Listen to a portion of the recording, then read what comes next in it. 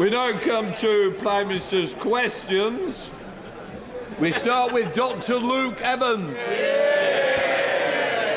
Number one, Mr. Speaker.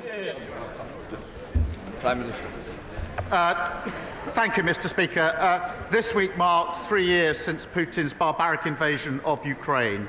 The courage of the Ukrainians is inspiring, and across this House we stand with them for as long as it takes.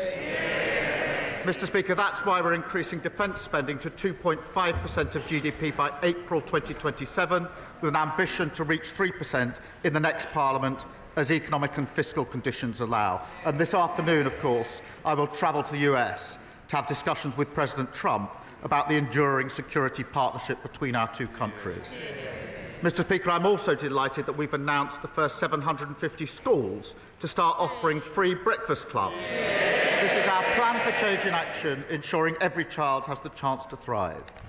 And Mr. Speaker, I'm sure the whole House will want to join me in thanking Amanda Pritchard for her services as Chief Executive of the NHS England, and I wish her well for the future. This morning, Mr. Speaker, I had meetings with ministerial colleagues and others. In addition to my duties in this House, I shall have further such meetings later today. Dr. Luca. Could the Prime Minister tell this House whether the outcome of his budget was by design or by mistake? Did he mean to push 100,000 pensioners into poverty with his own analysis when he removed the winter fuel allowance, or was that a mistake? Did he mean to decimate family farming when he changed the inheritance tax, or was that a mistake? And did he mean to tax GPs, care homes and hospices when he raised NICs, or was that a mistake? Prime Minister, could he tell the House, are these acceptable collateral damage in his path for change, or simply a mistake that need rectifying? I'll tell you what was a mistake, leaving a £22 billion black hole that we had to sort out. We took the difficult decisions, investing in our NHS, and I would have thought he would have welcomed the 2 million extra appointments that we've achieved in the first 7 months of a Labour government. That's the difference our budget is making to people. McIntyre. Delighted that Carlton and Grange primary schools in my city of Gloucester will be part of the first 750 schools to get free breakfast clubs. And I am pleased that this government is already delivering on its manifesto promises in less than a year. So will the Prime Minister agree with me that by helping working parents with childcare and delivering the best start to the day for every single child, we are delivering opportunity for the next generation? Well, I agree with my honourable friend. We're pleased that 2 of the early adopter schools will be in his constituency. And, Mr. Speaker, we're ensuring that all primary school children aged can get access to free breakfast and at least 30 minutes of free childcare. And that means every child ready to learn, and parents, of course, supported with up to £450 a year back in their pockets. That's the change a Labour government makes. We now come to the Leader of the Opposition, Kemi Badenoch. Thank you, Mr. Speaker. Mr. Speaker, I wish the Prime Minister every success on his trip to Washington. The visit to see President Trump must serve our national interest. The Prime Minister and I are completely united in our support for Ukraine as a proud and sovereign nation. What specific steps will he take to ensure Ukraine is at the negotiating table for any peace settlement? Well, I thank her for her words about the forthcoming trip, and it is right, and I think the whole House will think it's right, that Ukraine must be at the table at negotiations. There can be no negotiations about Ukraine without Ukraine. That has been my consistent position in all of the discussions that I've had. That will continue to be my position, because this is about the sovereignty of Ukraine and their ability to decide for themselves the future of their country, so they must be at the table. Mr. Speaker, I thank the Prime Minister for that answer, and as I said, I wish him every success. We want to support him on this issue. So turning to the details of the plan he set out yesterday. Over the weekend, I suggested to the Prime Minister that he cut the aid budget, and I'm pleased that he accepted my advice. Mr. Speaker, it's the fastest response. It's the fastest response I've ever had from the Prime Minister. However, he announced £13.4 billion in additional defence spending yesterday. This morning, his Defence Secretary said the uplift is only $6 billion, which is the correct figure. Prime Minister. I'm going to have to let the Leader of the Opposition down gently. She didn't feature in my thinking at all. I was so busy over the weekend I didn't even see her proposal. I think she's appointed herself, saviour of the Western civilization. It's a desperate search for relevance. But, Mr. Speaker, look, if you take the numbers for this financial year and then the numbers for the financial year 27-28, that's £13.4 billion increase. That is the largest sustained increase in defence spending since the Cold War, which will put us in a position to ensure the security and defence of our country and of Europe. Mr. Speaker, that wasn't very clear. How is it that the Defence Secretary says $6 billion and he says $13.4 billion? The IFS said today that the government is playing silly games with numbers. How does he find this difference in numbers? Prime Minister. Mr. Speaker, we went through this 2 weeks ago, going through the same question over and over again. So let me say it. If you take the financial year this year, and then you take the financial year for 2027-28, the difference between the two is £13.4 billion. That's the same answer. If you ask again, I'll give the same answer again.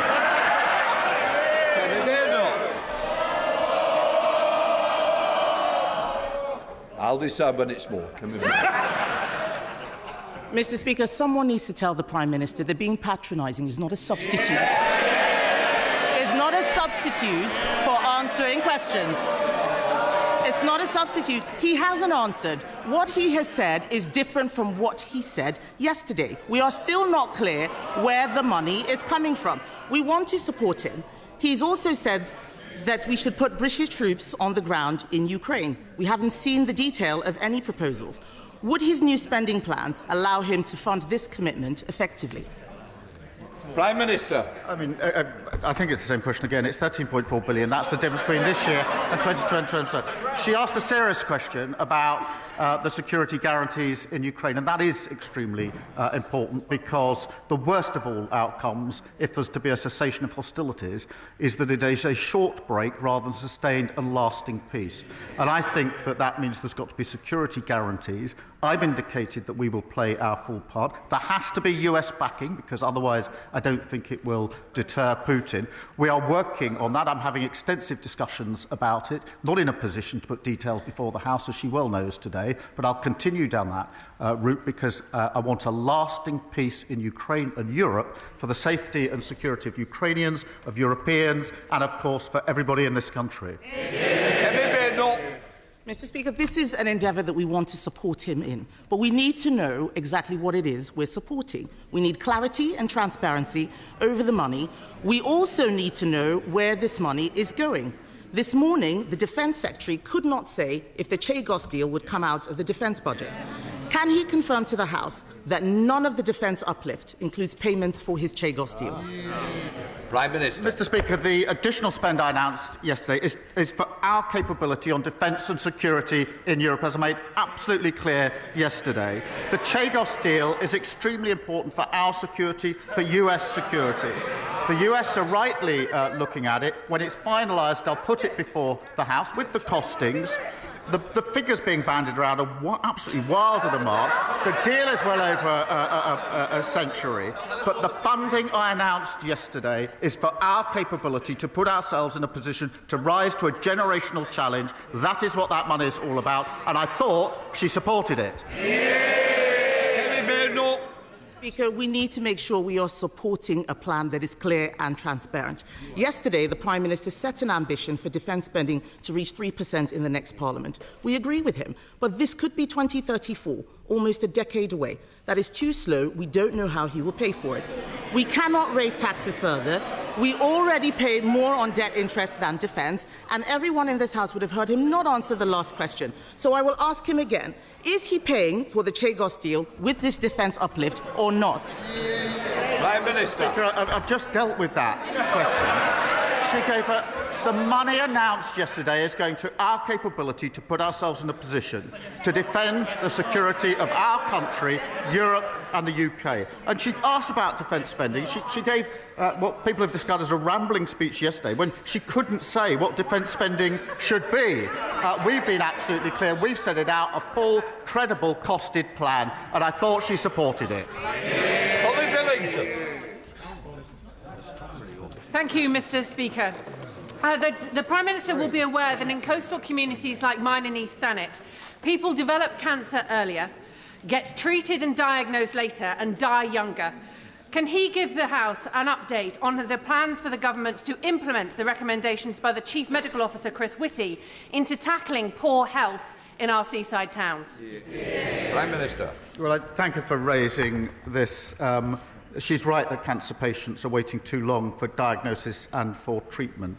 Addressing healthcare inequity is part of our 10-year health plan, Mr. Speaker, aiming to halve the gap in healthy life expectancy between the richest and the poorest regions. And we're making progress on that already. Leader of the Liberal Democrats, Sir Ed Davey. Thank you, Mr. Speaker. And can I start by wishing the Prime Minister well on his trip to the White House? It won't be an easy meeting, but we're all behind him for our national interest. But it's already clear that under President Trump, we won't be able to rely on the United States, sadly, to help ensure our security against Russian aggression. And that's why we strongly welcome the Prime Minister's decision to increase Britain's defence spending. But Europe must do far more to rearm in the face of Putin's threat, and the UK must lead on that. That's why we back the idea of a new European rearmament bank, so we can finance a big increase in the manufacturing capacity without the need to cut Britain's vital soft power. So will the Prime Minister look at this idea, work across this House and across Europe, so we can make a European rearmament bank actually happen?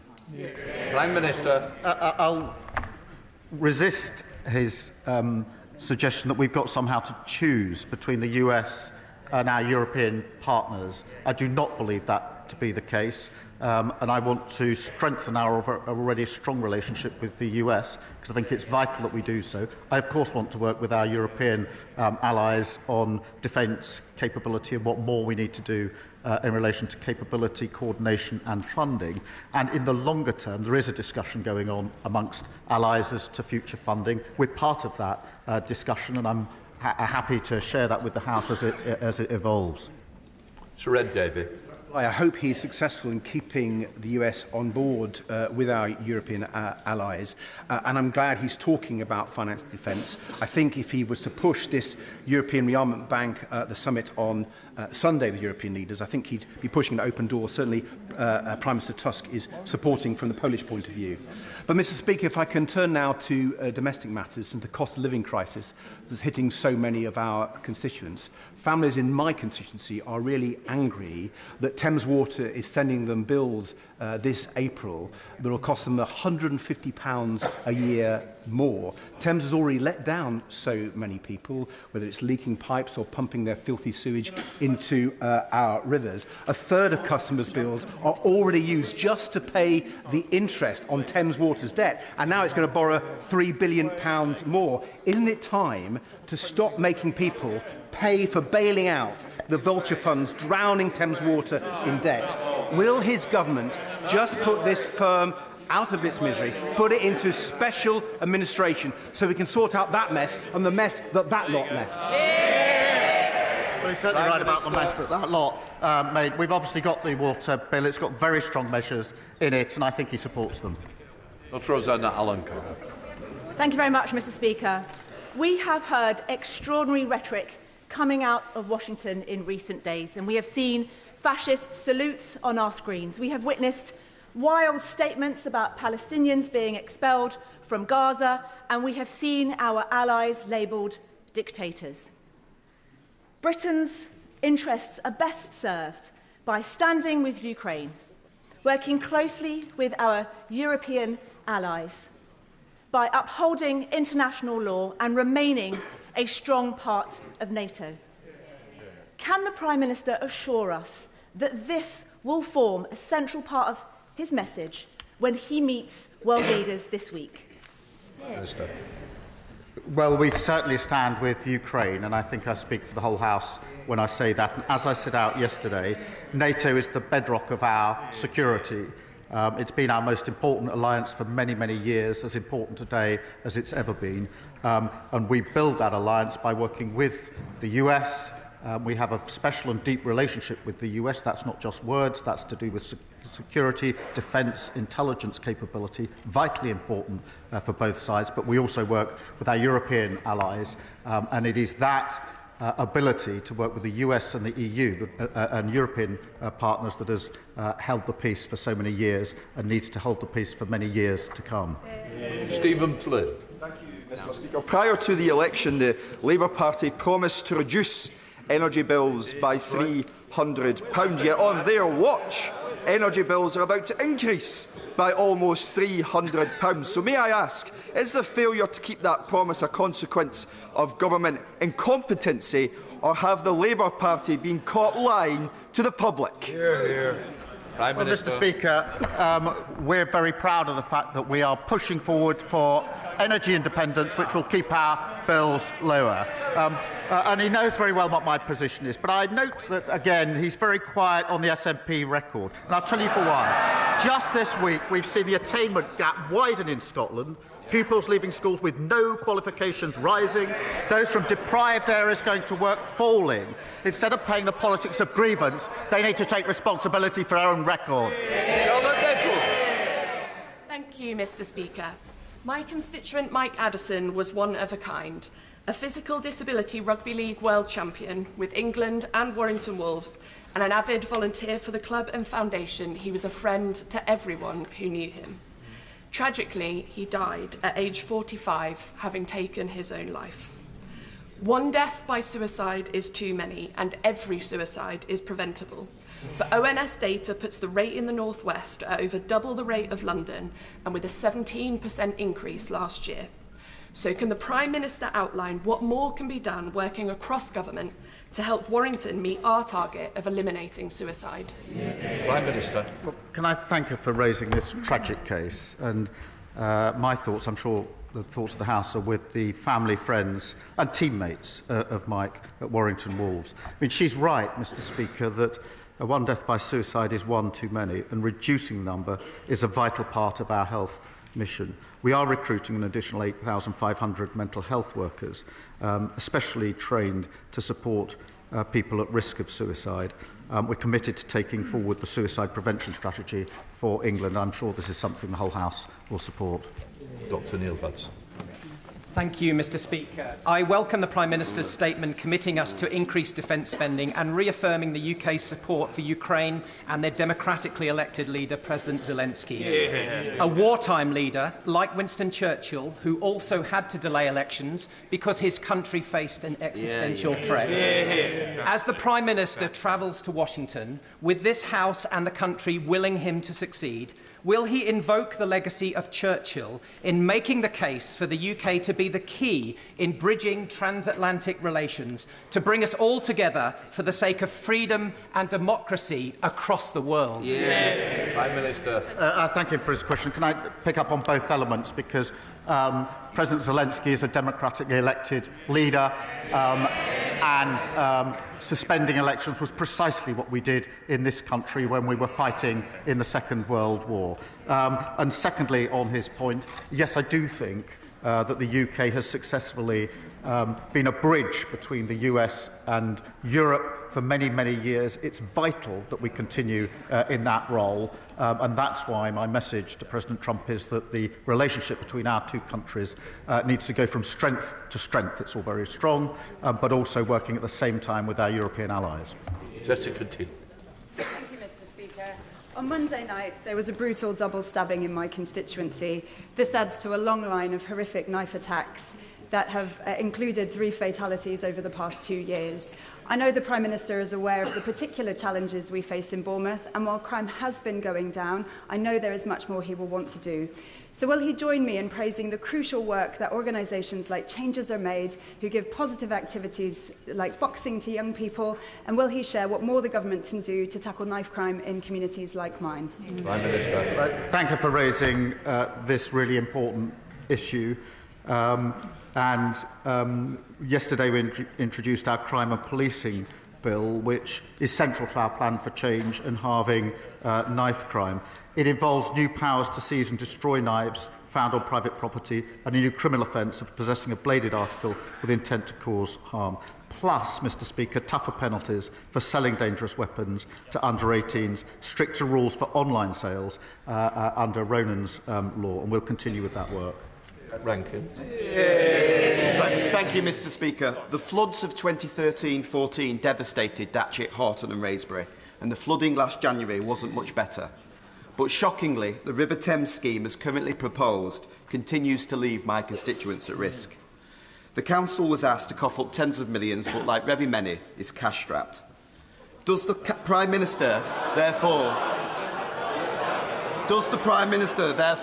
agree with me that the only option to protect my constituents is funding Channel 1 of the River Thames scheme as a national strategic infrastructure, which it really is?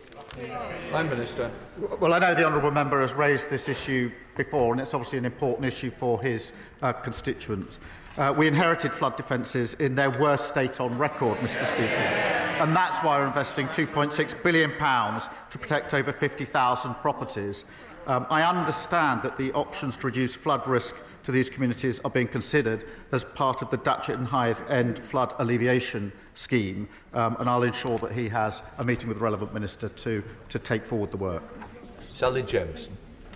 Thank you, Mr Speaker. In order for the government's growth agenda to be a success, it must be felt in all areas of the country, including Doncaster and South Yorkshire, where we have green growth transport companies, including hybrid air vehicles and clean power hydrogen, alongside the reopening of Doncaster Sheffield Airport. So will the Prime Minister put on his record support for Mayor Ros Jones, who has led on the airport reopening, and also set out how the growth agenda will override those traditional patterns of investment mainly in the south of England and bring prosperity to South Yorkshire and indeed the north as a whole? Yes, I will. Doncaster's got a proud industrial heritage, rail, steel and coal, an extraordinary potential for industries of the future, from hydrogen to AI, and we are focused, Mr Speaker, on devolving more power and funding to metro mayors to support regional industry. We will work with the mayors of Doncaster and South Yorkshire to support efforts to reopen Doncaster Sheffield Airport.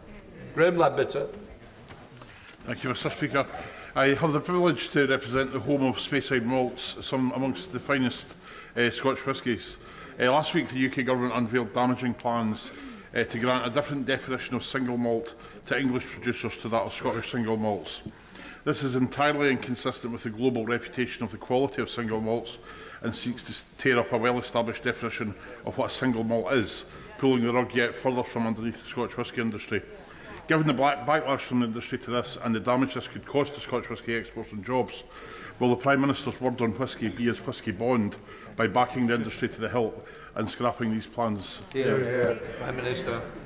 Mr Speaker, we do support Scotch whisky. It's a really important part of our economy, and that's why we allocated £5 million in the budget and why we're working with Brazil, which is worth £25 million for Scotch whisky. It's what we're doing to support industry and sectors in Scotland. And in addition to that, in another sector, at the weekend I was very pleased to be able to announce the £200 million investment in Grangemouth and the future for generations there. Steve Brace. Speaker, yesterday I returned from Ukraine, having spent 4 days with a cross-party delegation of parliamentarians. The Ukrainians we met from across society had one simple message.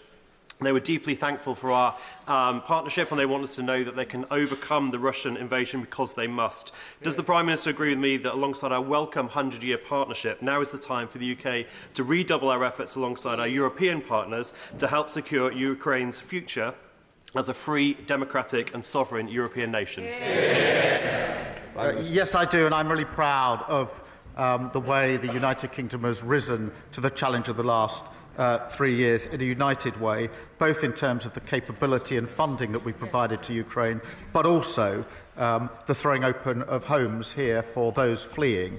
And I was privileged to welcome some of the families to Downing Street on Monday, and it was a human reminder of the impact that it's having on them, their children and their families. Dr. Keir. Thank you.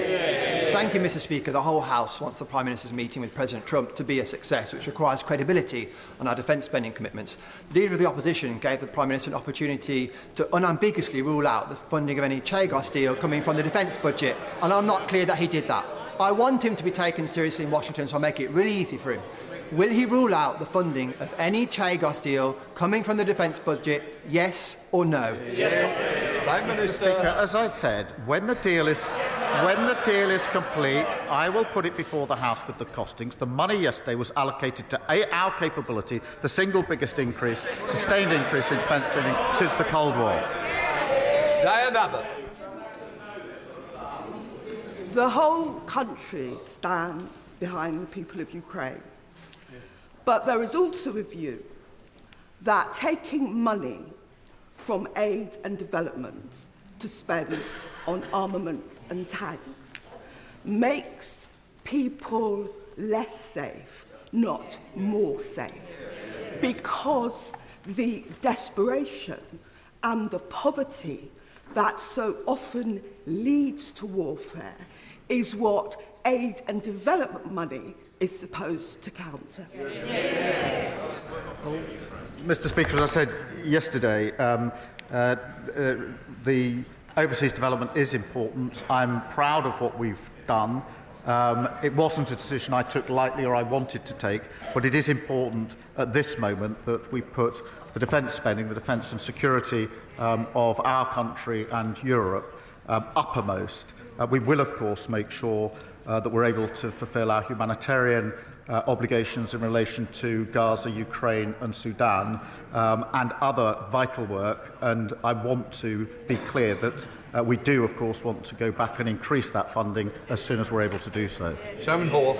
Thank you, Mr. Speaker. I hope the Prime Minister knows that when he does travel to Washington to meet the former leader of the free world, he does so with the hopes and prayers of this House and the country. Probably no more serious a meeting could be taking place. Now, whilst Ukraine will clearly dominate, will the Prime Minister undertake to raise with President Trump that Canada is a valued, respected and much-loved member of both NATO and our Commonwealth, and that this childish nonsense of a 51st state should be called out by the Prime Minister for what it is? Prime Minister. Well, I thank him for raising this issue. UK and Canada are close allies and have been for a very long time, with a partnership based on a shared history and a shared set of values and a determination to be an active force for good in the world. We work closely with them on issues of the Commonwealth, on NATO and, of course, Five Eyes, intelligence sharing, and we will work to strengthen that relationship. Michelle Scrocklin.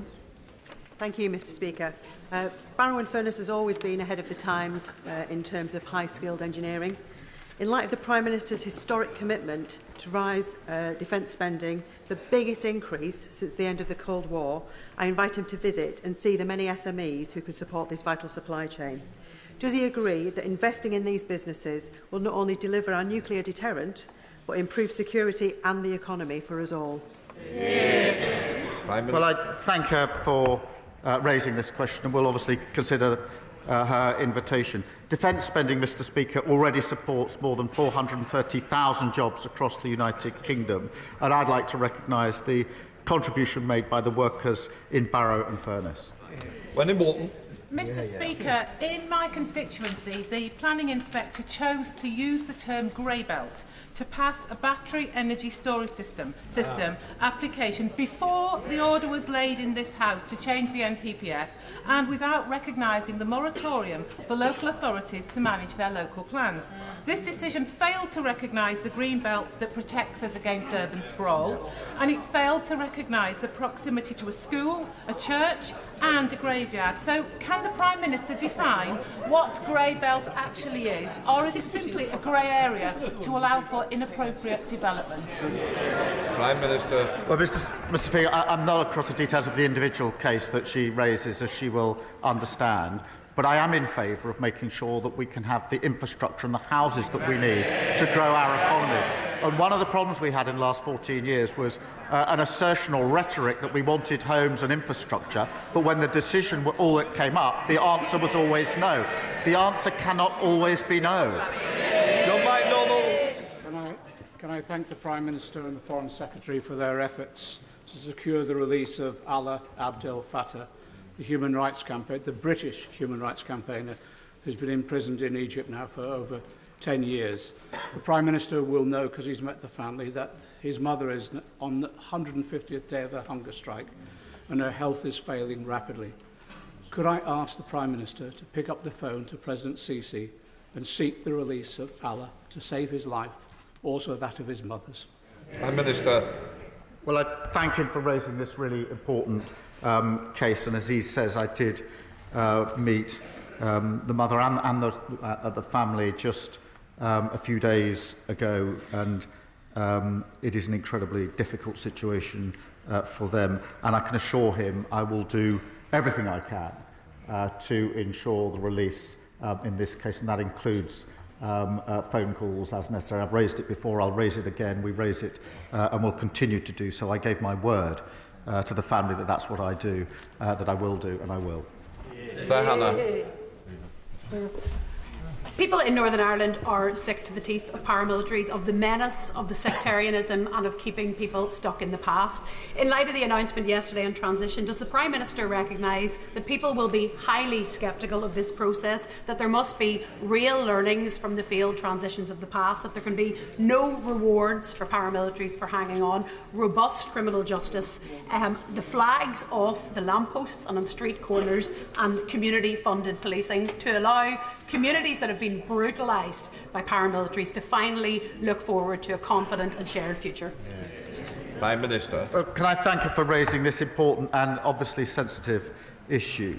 We are committed to making progress towards ending paramilitarism once and for all in Northern Ireland, and that's why we've agreed to support a short independent exercise to look at a formal process, and I'll make sure that the Secretary of State for Northern Ireland keeps her updated. Rishi Sunak. Mr.